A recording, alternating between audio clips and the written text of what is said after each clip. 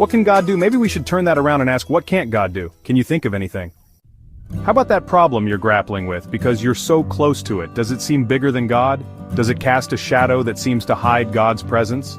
When life's troubles loom over us, we all tend to lose our sense of perspective. As we focus on our problems, God seems to fade into the background of our lives. From our faulty point of view, his presence seems tiny and insignificant.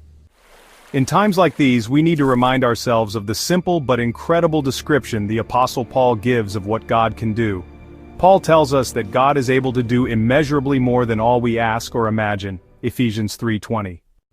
In order to really grasp that verse in a practical way, I need to break it down into bite-sized truths. Paul is saying that God is able to do what I ask, all I ask, more than all I ask, immeasurably more than all I ask. What I can imagine, all I imagine, more than all I imagine, immeasurably more than all I ask or imagine. Wow, that should be enough for my problems today. But there is more. Paul tells us how God can do all this. He does it according to his power that is at work within us. That power is resurrection power. The power that raised Jesus from the dead, the power of Jesus' indestructible life. Hebrews 7:16.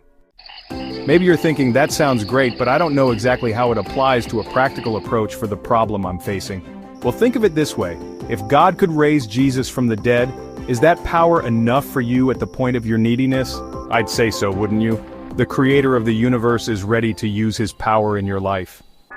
This power of God's is not merely an abstract capability he reserves for creating planets and stars in the universe. He is also at work within us who are his children. Yes, his power lives inside us, working from the inside out.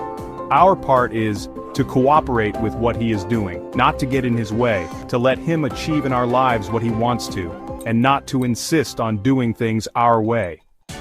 Then his power can bring about what we could never accomplish in our own strength. So when you put yourself and your dilemma in the middle of this verse of Paul's, what part of your problem is too big for God?